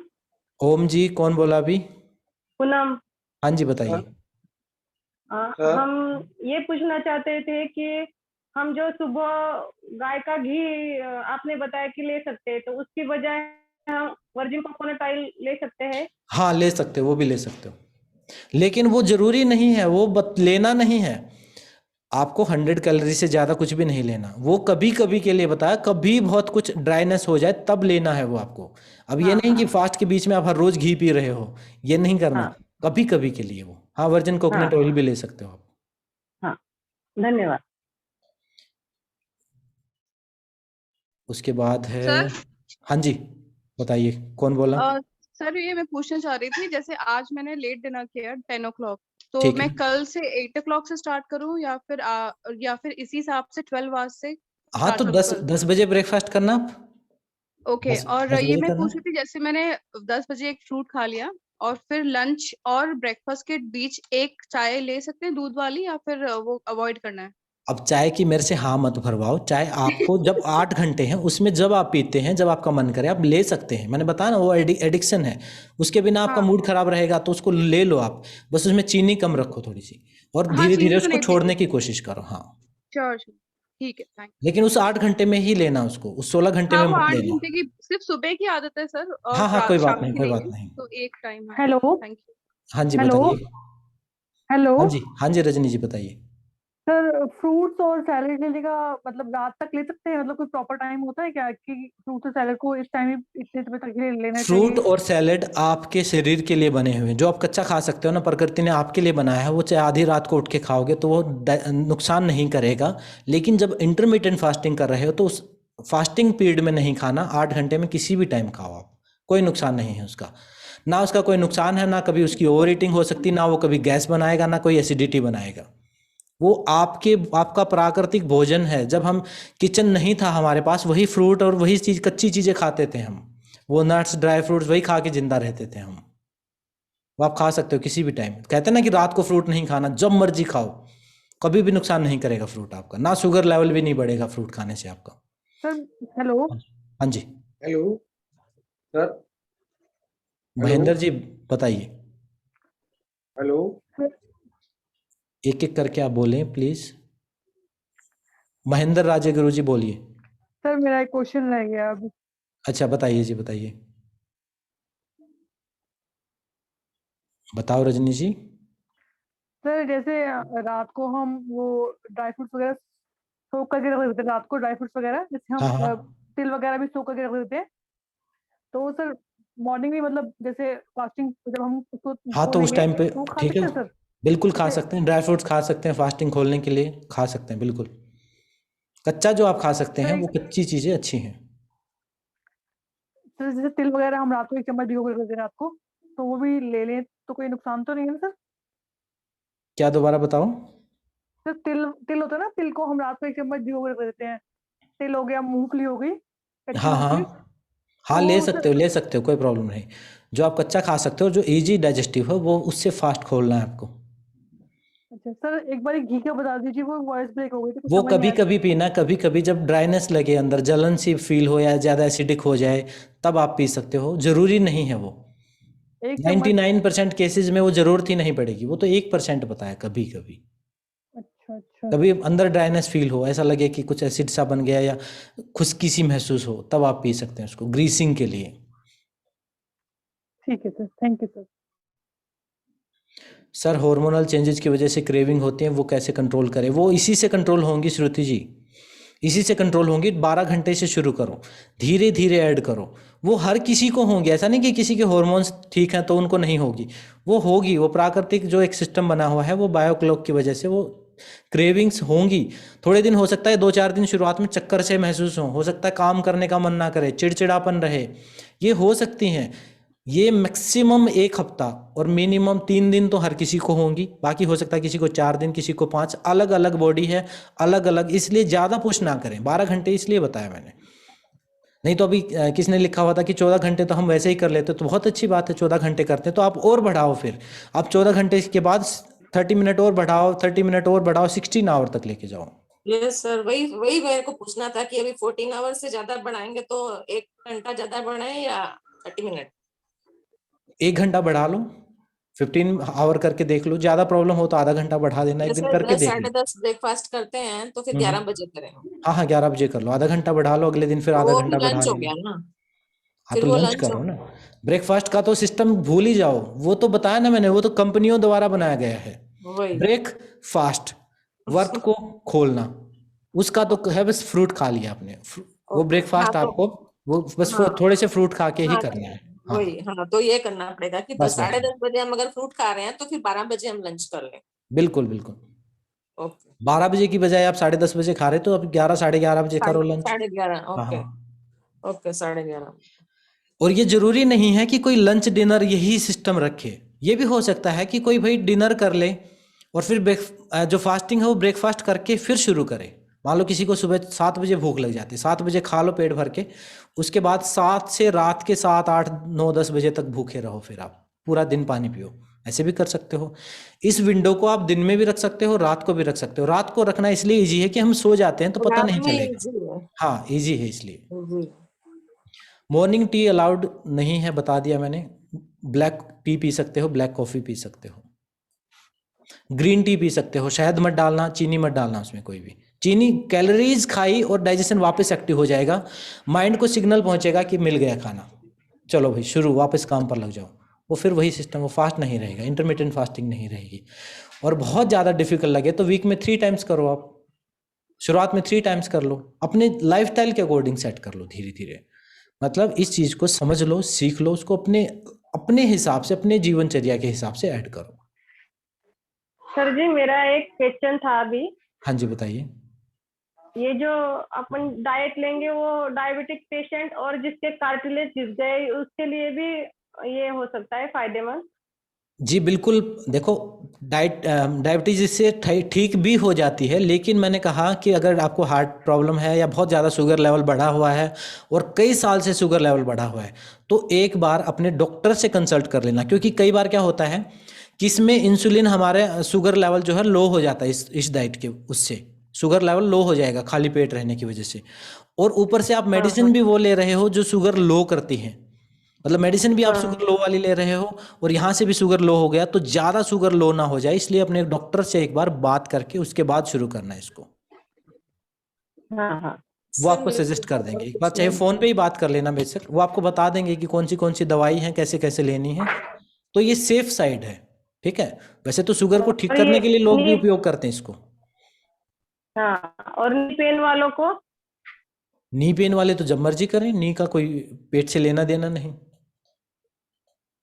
सिर्फ पेट की प्रॉब्लम है, डाइजेशन की कोई प्रॉब्लम है, फूड एलर्जिक है या हार्ट प्रॉब्लम्स हैं, कोलेस्ट्रॉल बीपी लेवल बहुत ज़्यादा हाई अप डाउन फ्लक्चुएशन है, तो आप अपने डॉक्टर की सलाह से करना। क्योंकि ये तो बोला ही जाता है, ये तो हर चीज़ में बोला, योग भी कराते हैं तो भी ये बोलते हैं हम कि भाई अपने डॉक्टर की सलाह जरूर ले लेना अगर कोई क्रिटिकल प्रॉब्लम है तो। और नहीं तो एक्सपेरिमेंट करके देखें, 12 घंटे करके देखें, 12 घंटे में कोई प्रॉब्लम ना हो आधा घंटा बढ़ा दें, फिर कोई प्रॉब्लम ना हो, कोई अनकंफर्टेबल लगे तो खाना खा लो, कोई लंबी चौड़ी बात थोड़ी है। मान लो आपने फास्टिंग शुरू की और अनकंफर्टेबल लगा, आपको लगा कि कुछ अनईजी होना शुरू हो गया, बहुत बीमारी है आपको, वो प्रॉब्लम होनी शुरू हो गई, तो खाना खाओ अपना आराम से। हेलो हाँ जी बताइए। सर, एक क्वेश्चन था, आइडियली एक पर्सन को एक दिन में कितना पानी पीना चाहिए? इतना पानी पीना चाहिए जब प्यास हेलो? लगे, नॉर्मली 2-3 लीटर पीना चाहिए, उससे ज्यादा नहीं पीना चाहिए। हेलो? मेरी आवाज आ रही है जी? हेलो, हाँ सर। सर मेरा एक क्वेश्चन रह गया कि हम लोग हेलो जो भी पूरा दिन में लेते हैं तो रजनी जी, हमारा सीमा जी रुको, सीमा जी रुको, रजनी जी 2-3 लीटर हेलो पानी, 2-3 लीटर पानी पीना चाहिए। आप अपना इनका वो हो गया, माइक ऑफ, स्पीकर ऑफ हो गया। हाँ जी सीमा जी बताइए आप। हम लोग इतने जितना टाइम हम लोग खाते हैं तो उसमें हमारा प्रोटीन पूरा नहीं हो पाता। हाँ तो बिल्कुल नहीं हो पाता जी। हाँ नहीं हो पाता। फिर अगर हम पनीर वगैरह कुछ खाते हैं तो हमारा कार्ब बढ़ जाता है और कैलोरी बढ़ जाती है। तो उस बेस्ट 8 तो वही देखो, रह जाता है। 2 टाइम, अभी बात कैलोरी की नहीं है, जरूरी नहीं आप बहुत ओवर कैलोरीज आप ले रहे हो सकता है आप कैलोरी तो ठीक ले रहे हो लेकिन वो डाइजेस्ट नहीं हो पा रही हो। तो जो हमारा 16 घंटे के पीरियड में अगर थोड़ी बहुत आपने एक्स्ट्रा ले भी ली तो वो बॉडी डाइजेस्ट कर लेगी। और दूसरा चीज, आप पनीर को कम क्यों करते हो? आप अनाज को कम करो ना, आप चपातियों से कैलोरी कट करो। वो कम करते हैं सर, फैट फिर भी बढ़ जाता है। वो फैट ही बता, नहीं, हम इतना योगा भी करते हैं, एक्सरसाइज भी करते हैं, तब भी फैट बढ़ जाता है। अभी मैं 1 घंटे से यही बता रहा था क्यों बढ़ जाता है, क्योंकि हमारा डाइजेशन खराब है, इस वजह से। कैलोरी की प्रॉब्लम नहीं है। अगर आप घर में नॉर्मल 1-2 चपाती सब्जी रोटी ये सब खाते हो तो कैलोरी आपकी ठीक है, कैलोरी ज़्यादा नहीं है। मेरे पास जितने लोग योगा करने आते हैं 99% लोग अपनी कैलोरीज के अंदर ही खाना खाते हैं। ओवर ईटिंग वाला तो मुझे बहुत कम मिले हैं, या तो मुझे बताते नहीं, वो बहुत कम लोग मिले हैं कि ओवर भाई ईटिंग तो नहीं करते सर। हाँ वो जो घर पे न्यूट्रिशन खाना कम पड़ खाए। जाते हैं, फिर हमारे न्यूट्रिशंस कम हो जाते हैं। जैसा कि फ्रूट्स भी बराबर लेते हैं, आप फ्रूट्स खाओ, प्रोटीन। सब्जियां खाओ, सलाद खाओ और दालें खाओ, कोई कैलोरी के चक्कर में मत पड़ो। 2 टाइम में आप बहुत ज़्यादा कैलोरी नहीं खा सकोगे। अगर आप बहुत हैवी मील खाते हो, बहुत हैवी, तो कितनी हैवी नहीं खाते। कितनी कैलोरी हो जाएंगी पता है आपकी? ज़्यादा से ज़्यादा घर का खाना 600 कैलोरी हो जाएंगी। फिर शाम को भी आपने हैवी खा लिया समझ लेते हैं हम, तो 1200 कैलोरी हो गई। बीच में और आपने थोड़ा बहुत ऊट पटांग खा लिया, 200-300 कैलोरी और हो गई। कितनी हो गई? 1500-1600। इतना तो हर किसी को चाहिए। इस 8 घंटे में आप ओवर कैलोरी ले ही नहीं पाओगे, बस आपने बाहर का ना खाया हो और फ्राइड और पराठे उतार उतार के ना खाए हो, छोले भटूरे ना खाए हो तब। नहीं तो एक पराठे में ही 1000-1500 कैलोरी बना देते हैं हम, डाल डाल के उसमें कुछ कुछ।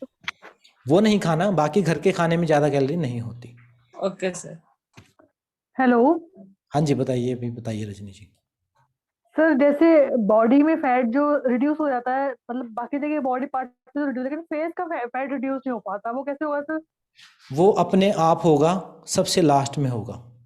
किसी का फैट ऊपर से नीचे रिड्यूस होता है, किसी का नीचे से ऊपर रिड्यूस होता है। अलग अलग बॉडी के हिसाब से अलग अलग सिस्टम रहता है वो।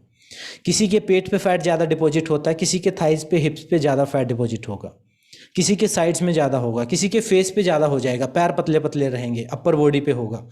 तो वो सबका बॉडी का सिस्टम अलग है। आप फैट को रिड्यूस करते चले जाओ, किसी का फेस पहले पतला होगा, किसी का लास्ट में होगा। किसी का जो बेली फैट है, मेनली 90% केसेस में बेली फैट सबसे लास्ट में जाता है। जितना रिजिड पुराना फैट होगा वो लास्ट में ख़त्म होगा। और हमारी प्रॉब्लम ये है कि हमें आदत हो गई इंस्टेंट की। इसको एक लाइफस्टाइल बनाओ और साल 6 महीने वेट ही चेक मत करो, आप सिर्फ लाइफस्टाइल बनाओ। मैं कहता हूँ आपके कपड़े सारे ढीले हो जाएंगे, फैट अपने आप रिड्यूस होना शुरू हो जाएगा। लोग आपको बोलना शुरू करें तब आप समझना फैट रिड्यूस हुआ है। आप वेट ही चेक मत करो। ऐसे एक लाइफस्टाइल आप बनाओगे तभी परमानेंट रिलीफ मिलेगा। नहीं तो वही पेंडुलम वाला सिस्टम तो चला हुआ है, अभी कम हो गया, अभी बढ़ गया, फिर कम हो गया। इस फास्टिंग मेथड को अप्लाई करोगे तो परमानेंट ठीक हो जाओगे आप। ठीक है और जो 8 घंटे का पीरियड है उसमें जितनी न्यूट्रिशियस डाइट लोगे उतने हेल्दी रहोगे। ठीक है sir, thank you very much. हाँ जी बताइए, कोई और है?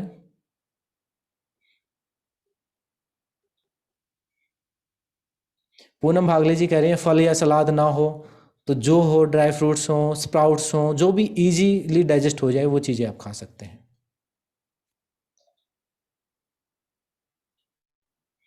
फ्रूट सैलेड रात को भी खा सकते हैं जी, बिल्कुल खा सकते हैं, बस फास्टिंग टाइम में मत खाना। फ्राइड खाना बिल्कुल नहीं।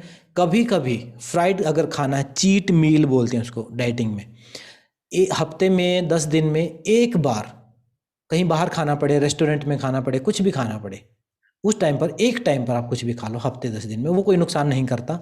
रोज रोज नहीं खाना। फ्रूट जूस पी सकते हैं जी, किसी भी टाइम पी सकते हैं। शुगर वाले कंट्रोल रखना अपना, फ्रूट जूस या जो भी आपके जो भी डाइट डॉक्टर ने बताई वही रखना उस 8 घंटे में। माइग्रेन है तो आप कुंजल क्रिया करें, योग की क्रियाएं करें और साथ में धीरे धीरे फास्टिंग को बढ़ाएं।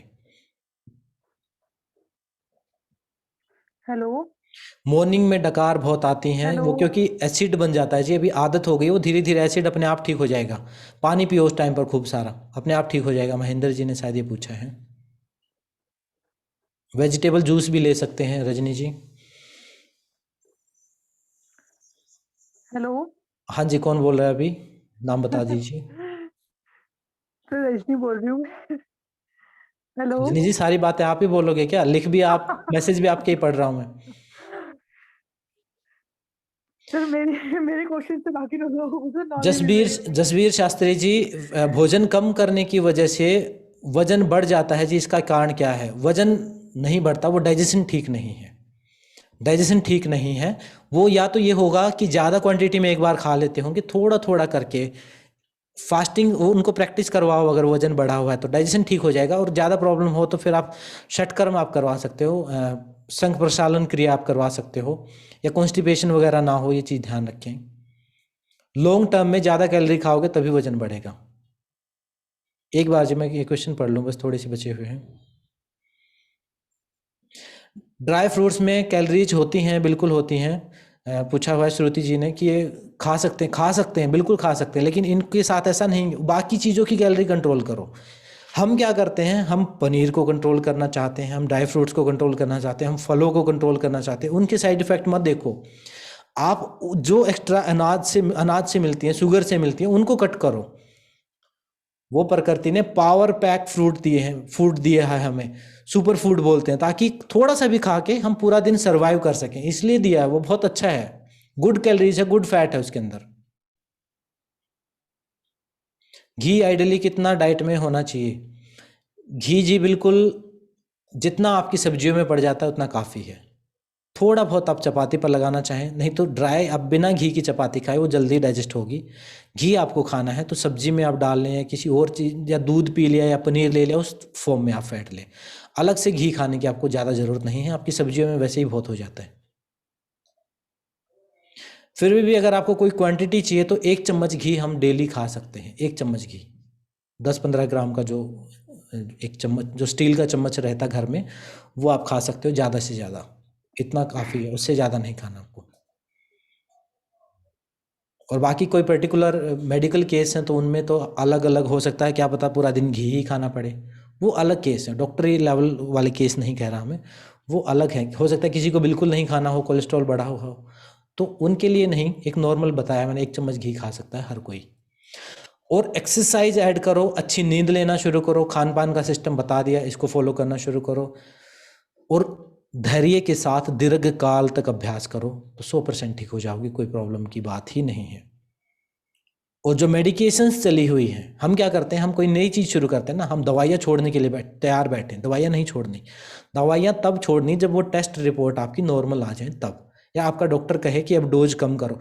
अगर आपको कोई, मान लो किसी का कोई थायराइड गड़बड़ है, बीपी मान लो अभी लो रहता है, और वो हाई की मेडिसिन खा रहा है, और उससे कुछ प्रॉब्लम हाई होना शुरू हो जाए, तब आप डॉक्टर से कंसल्ट करो। डॉक्टर चेक करेगा तो फिर वो डोज कम कर देगा। डॉक्टर से कंसल्ट करके डोज कम करनी है या छोड़नी है दवाइयाँ, ये चीज़ ध्यान रहे। और जितनी भी बीमारियों की इंक्वायरी आती हैं, सारी लाइफस्टाइल डिजीज हैं। ये BP, sugar, lifestyle disease. Exercise करना शुरू करो, नींद लेना शुरू करो, गहरी नींद, इंटरमिटेंट फास्टिंग से गहरी नींद आनी शुरू हो जाएगी आपको। हेलो। हाँ जी बताइए। हेलो चलिए 2 मिनट जी, और। किसी को नमस्ते कोई सर, मैं क्वेश्चन? रश्मि भारती बोल रही हूँ सर। हाँ जी रश्मि जी बताइए। सर बोल रही हूँ कि जैसे जिसको गैस्ट्रिक की समस्या होती है, क्या उसको हम लोग 12 to 14 आवर्स का फास्टिंग करा सकते हैं, जिसको गैस्ट्रिक की समस्या बहुत ज्यादा है? गैस्ट्रिक की प्रॉब्लम क्यों है ये समझो। गैस्ट्रिक की प्रॉब्लम क्या है? एसिड ज़्यादा बन रहा है, जो अंदर का जो सिस्टम है वो, या तो उसकी फूड की फ्लक्चुएशंस रहेंगी। मतलब एक तो उसको आप जो गैस वाला फूड है शुरुआत में हल्का कच्ची फल सब्जियां जो डाइजेस्ट हो जाते हैं उसके ऊपर रखो, और उसको संघ प्रक्षालन क्रिया कराओ, उसका डाइजेशन रीसेट कर दो संघ प्रक्षालन क्रिया करा के। उसके बाद उसको फास्टिंग 12 आवर से शुरू करवाओ, धीरे धीरे धीरे धीरे बढ़ाना शुरू करो। गैस हर किसी को बनती है, दालें खा लो, छोले राजमा खा लो, आप सबको गैस बन जाएगी। क्यों? क्योंकि हमारा डाइजेशन उतना लोड लेने की हालत में नहीं है। डाइजेशन हमारा वीक हो गया है, मेटाबॉलिज्म हमारा वीक हो गया है, इंजन जो है स्लो हो गया है। थोड़ी सी भी हैवी लोड हमने उसके ऊपर डाला तो वो खराब होना शुरू हो जाता है, वो गैस्ट्रिक प्रॉब्लम, गैस बनेगी, ज़्यादा एसिड रिलीज कर देगा। अंदर का मैकेनिज्म रीसेट करने का तरीका ही इंटरमिटेंट फास्टिंग है। फिर भी बहुत ज़्यादा प्रॉब्लम है तो एनिमा, संघ प्रसालन क्रिया, कुंजल क्रिया, इन चीज़ों की मदद आप ले सकते हैं, थेरेपेटिक ट्रीटमेंट्स की। उसके साथ साथ में फास्टिंग प्रैक्टिस कर सकते हैं, या फिर अल्टरनेट डे पे फास्टिंग प्रैक्टिस कर सकते हैं। वो हर इंसान का बॉडी का सिस्टम अलग है। किसी को हो सकता है 8 to 8 का विंडो शूट करे, किसी को हो सकता है 8 to 12 का विंडो शूट करे। अपने शरीर को समझें, अपने शरीर की लैंग्वेज को समझें। हो सकता है किसी, मैंने बता दिया कि आप सलाद खाओ सुबह, हो सकता है किसी को सलाद खाने से एलर्जी हो, कोई बॉडी रिएक्ट करती हो, तब आप फ्रूट्स खाओ। हो सकता है फ्रूट से प्रॉब्लम हो तो आप नट्स खाओ, कुछ और खाओ। ऐसे खुद चेक करना है आपको। मैंने बेसिक कॉन्सेप्ट आपको समझा दिया, अपने शरीर को खुद समझना है। चाय कॉफ़ी और जो फ्राइड चीज़ें हैं ये आप छोड़ के रखना। 100% गारंटीड रिजल्ट आने ही वाला है, कोई दो राय नहीं है इसमें। हेलो हाँ जी बताइए, कौन बोल रहा है अभी? रश्मि जी बताइए। सर, एक क्वेश्चन है। जैसे सर, जैसे जैसे लुब्रिकेशन के लिए घी बोलते हैं कि रिक्वायर होता है, तो कितना आइडियली, जैसे हम लोग तो सिर्फ चपाती पे घी लगाते हैं, सब्जी तो वो उसमें बनती है, मस्टर्ड ऑयल में बनती है या रिफाइंड ऑयल में बनती है। सिर्फ हम देसी घी सिर्फ चपाती पे लगाते हैं। किस चीज़ के लिए खा रहे हो आप ये घी? सर, जैसे मुझे माइंड में कुछ प्रॉब्लम है, क्लॉट था मुझे, ओके। तो उसके वजह से मुझे सिर में बहुत प्रॉब्लम रहती है अभी भी। जैसे लगता है सिर अभी ब्लास्ट हो जाएगा बिल्कुल। मेरे को बहुत परेशानी रहती है सिर में। तो आप दूध में घी डाल के पी सकते हैं, दूध में घी डाल के पी सकते हैं, सब्जी में घी डाल के खा सकते हैं। लेकिन ध्यान रहे, जब आप किसी भी चीज़ में घी ऐड कर देते हैं तो वो स्लो डाइजेस्टिव हो जाता है। जो उसका डाइजेशन है, अगर आपने खाना खाया, आपका खाना 2 घंटे में डाइजेस्ट होना है और आपने उसमें 1 चम्मच घी डाल दिया तो वो 3 घंटे में डाइजेस्ट होने वाला है। समझ लो इस चीज़ को। फैट जो है वो स्लो डाइजेस्टिव है, और ये भी संभावना है कि वो डाइजेस्ट ही ना हो, वो फैट में भी कन्वर्ट हो जाए। अगर डॉक्टर ने बताया है, या खिचड़ी दलिया जो होता है उसमें घी डाल के खाओ, सबसे बेस्ट है। घी को अगर हम कम बिना फ्राई किए खाएंगे तो वो फिर भी डाइजेस्ट हो जाता है और बॉडी में बेनिफिट करता है। जो नॉर्मल घी है हमारा, गाय का, भैंस का, वो अगर हम उसमें तड़का लगा देते हैं, उसमें पराठे उतार देते हैं, फिर वो और ज़्यादा सैचुरेटेड फैट हो जाता है। फिर तो उसके जो बॉन्ड हैं वो एक टाइप से समझ लो, पहले वो सीमेंट था, फिर वो कंक्रीट हो जाता है। ड्राई फ्रूट्स में भी घी है, फैट है, वो है मिट्टी, गीली मिट्टी। उसको गीली मिट्टी की तरह समझ लो। थोड़ा सा एक्सरसाइज करोगे पिघल जाएगी। और फिर घी खाया आपने, उसको समझ लो आप सीमेंट, थोड़ी सी तोड़फोड़ करोगे टूट जाएगी। और फिर आपने उसको फ्राई करके खाया, उसके बॉन्ड जो हैं घी के, उस फैट के, इतने स्ट्रॉन्ग होंगे, वो रिजिड फैट बनेगा। फिर उसको करने के लिए, उसको कम करने के लिए आपको fasting, high intensity interval training, पता नहीं क्या क्या करना पड़ेगा। वो थोड़ा टाइम लगेगा उस चीज़ में, फिर सालों लेगा वो कम करने में। इसलिए कोशिश करो, फ्राइड तो अवॉइड ही करो।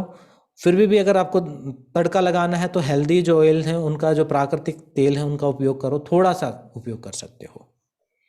और बाकी सात्विक चीज़ें, कुकिंग मेथड भी है एक अलग से, उसके ऊपर भी हम कभी बात कर लेंगे। अभी तो बस मेन है इस कॉन्सेप्ट को समझाना हमारा टारगेट था। अब इसको कल 12 घंटे का फास्ट करना शुरू करो, और ग्रुप में भी मैं टास्क हर रोज़ की छोटी छोटी डालूंगा, उनको फॉलो करने की कोशिश करना।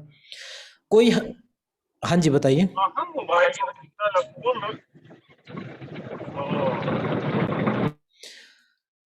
ये हम क्यों कर रहे हैं, इसके पीछे पर्पज क्या है?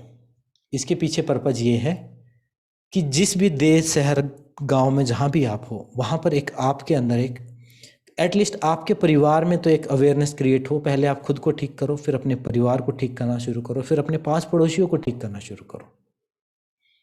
ये कोई मेरा प्रोफेशनल काम नहीं है, ना ही मैं कोई प्रोफेशनल डाइटिशियन हूँ, ना ही मैंने कोई डाइटिशियन का कोर्स किया हुआ, लेकिन मैं सालों से अलग अलग चीज़ें प्रैक्टिस कर रहा हूँ, तो मुझे नॉलेज हो गई है उस चीज़ की। योग कराना मेरा काम है, योगा मेरा प्रोफेशनल है, उसको मैं प्रोफेशनल तरीके से करता हूँ। ये ग्रुप फ्री ऑफ कॉस्ट है, सिर्फ इसलिए कि लोगों के जीवन में ट्रांसफॉर्मेशन हो और इस वेट लॉस वाले चक्कर से लोग निकले बाहर, ताकि मुझे जो चीज़ें और पता है वो भी मैं बता सकूं उनको। अभी तो कोई आता है मेरे पास तो मेरे पास एक ही बात पूछता है, जी कितने दिन में कितना वजन कम हो जाएगा। मैं फिर माथा पकड़ लेता हूँ, कितने साल से वजन ही कम करता रहूंगा, मैं कब तक करता रहूंगा। तो योग की प्रोग्रेस हो, इसमें मेरा स्वार्थ इतना है कि लोगों का वजन कम ना करना पड़े मुझे, और अगर मैं किसी को कराऊं तो उनका कम हो, इतना स्वार्थ है मेरा। अभी क्या करता हूँ, मैं एक्सरसाइज करवा देता हूँ, लोग जाके फिर खा लेते हैं, फिर कहते जी हरदीप जी के पास योगा किया था कोई इफेक्ट नहीं हुआ। फिर कहेंगे कि बाबा रामदेव के वहाँ योगग्राम में रह के आए थे, वहाँ तो हो गया था 5 किलो कम, लेकिन आते ही फिर बढ़ गया। तो हमें रूट कोच को समझना पड़ेगा और फिर उस चीज को खत्म करना पड़ेगा, और पहले अपना करना पड़ेगा और फिर समाज का करना पड़ेगा। आप कभी जाओ ना मार्केट में, देखो लोगों की हालत, मुझे तो दया आ जाती है। मुझे तो ऐसा लगता है ये कोरोना काल अभी आया है, ये जो पेंडेमिक सिचुएशन है ये अभी आई है 1-2 साल से, लेकिन मुझे ऐसा लगता है हमारे जीवन में पहले से आ चुकी, आई हुई है सबके जीवन में। कभी आप अपने आप को शीशे के आगे खड़े होकर देखो तो पता चलेगा कि इमरजेंसी सिचुएशन आई हुई है। किसी की टेस्ट रिपोर्ट ने बता दिया है तो उनको लगता है कि हम, फिर कहते हैं जी हमारा तो भगवान नाराज हो गया, भगवान चाहते हैं कि बीमार हो जाए तो चलो हो जाते हैं, हम ईश्वर प्रणिधान कर देते हैं। भगवान का इंटरेस्ट होता तो एक दिन में ही उठा लेता आपको। भगवान का, किस्मत का, मौसम का, भाग्य का कोई रोल नहीं है आपको बीमार करने में, आपको दुखी करने में। भगवान ने तो आपको एक जीवन रूपी अवसर दे दिया, चाहे तो आप अगले दिन सुसाइड करके खुद मर जाओ, चाहे आप 100 साल की उम्र जी जाओ, आपकी मर्जी है। भगवान ने तो शरीर दे दिया, ये अवसर दे दिया। अब इसमें आपको कितने साल रहना है वो आपके ऊपर डिपेंड है, आपके कर्म है, आप उसी के फल भुगतोगे। भगवान का इंटरफेयर होता तो ना तो ये इतने मर्डर होते, ना इतने रेप होते, ना इतने ये टेररिस्ट अटैक होते, ना इतना जो अहिंसा, इतनी हिंसा भरी पड़ी है, इतने नेगेटिव चीजें हो रही हैं दुनिया में, भगवान क्यों होने देता? क्योंकि फ्रीडम दी हुई है। इंसान की समस्या क्या है, उसको फ्रीडम दी हुई, जानवरों को फ्रीडम नहीं है। एक कुत्ता क्या हो सकता है, कुत्ता ही हो सकता है, ज़्यादा से ज़्यादा एक दो इशारे सीख लेगा, वो पूछ हिलाना सीख लेगा, उठना बैठना, हाथ मिलाना सीख लेगा, बस इतना ही। एक जानवर सिर्फ जानवर हो सकता है, लेकिन एक इंसान जानवर भी हो सकता है और देवता भी हो सकता है। इंसान के पास फ्रीडम है, इसलिए सारे देवी देवता और हमारे शास्त्रों में लिखा है कि हर कोई इंसान के जन्म के लिए तरसता है। ठीक है जी, चलिए आज के लिए इतना ही लेक्चर काफ़ी है। कोई कन्फ्यूजन हो तो ग्रुप में आप जेन्युइन मैसेज कर सकते हैं, जेन्युइन क्वेश्चंस पूछ सकते हैं। गुड इवनिंग, गुड मॉर्निंग, धन्यवाद, ये चीज़ें मत डालना कि इतने मैसेज शेयर करोगे तो ये हो जाएगा, ये प्लीज़ मत करना, नहीं तो मुझे फिर वो ब्लॉक करना पड़ेगा आपको। चलिए 3 बार ओम की चैंटिंग करते हैं, 3 बार ओम का उच्चारण।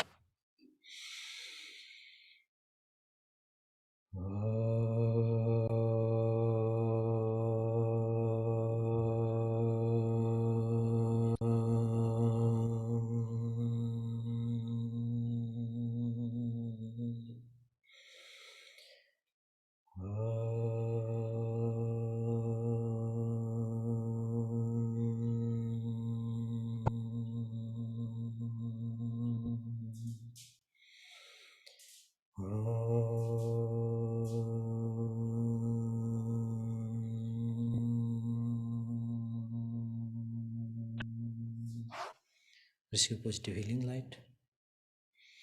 अपने आभा मंडल को क्लीन करें, एक पॉजिटिव हीलिंग लाइट अपने शरीर में प्रवाहित होने दें, पूरे शरीर का धन्यवाद दें, रिस्पेक्ट दें। एक साथ मिलकर बोलेंगे, लोकः समस्तः सुखिनो भवन्तु, ओम शांति शांति शांति। आप सबका धन्यवाद, सबको नमस्ते। इस मंत्र का मतलब है health and happiness for all, लेकिन वो कब शुरू होगी? पहले खुद से शुरू होगी। योग आपको सिखाता है स्वार्थी बनना, पहले खुद का अर्थ जानो, खुद को ठीक करो, उसके बाद योग गुरु बनना, उसके बाद योग टीचर बनना, उसके बाद पड़ोसियों को सिखाना। हमारी प्रॉब्लम है, हम पहले दूसरों को सिखाते हैं, खुद के ऊपर कुछ अप्लाई नहीं करते। तो कोशिश करेंगे कि ये जो सिस्टम चला हुआ है इसको अच्छे से फॉलो करें और दूसरों को भी सिखाएं, फिर तो उससे कल्याण होगा। और नवरात्रि में जो पॉजिटिव हीलिंग लाइट बहुत ज़्यादा होती है, तो उस टाइम पर आपके जीवन में भी कुछ अच्छी बातें होंगी, जब आप दूसरे के भले के बारे में सोचेंगे तो। चलिए जी, मिलते हैं फिर कभी लाइव क्लास हफ्ते में एक बार तो ज़रूर रखेंगे, बाकी टास्क हम देते रहेंगे। कम से कम 1 महीने तक इस प्रोसेस को जारी रखेंगे। उसके बाद जब जिसको जो प्रॉब्लम होनी होंगी वो पहले ही हो लेंगी। उसके बाद सब अपनी अपनी यात्रा पर हैं, सब अपना भाग्य, अपना कर्म, अपना फल भुगतते रहेंगे पहले की तरह। Good night sir. चलिए, सबको शुभ रात्रि। ज्वाइन करने के लिए सबका धन्यवाद। मिलते हैं नेक्स्ट थैंक यू क्लास में। भैया, थैंक यू सो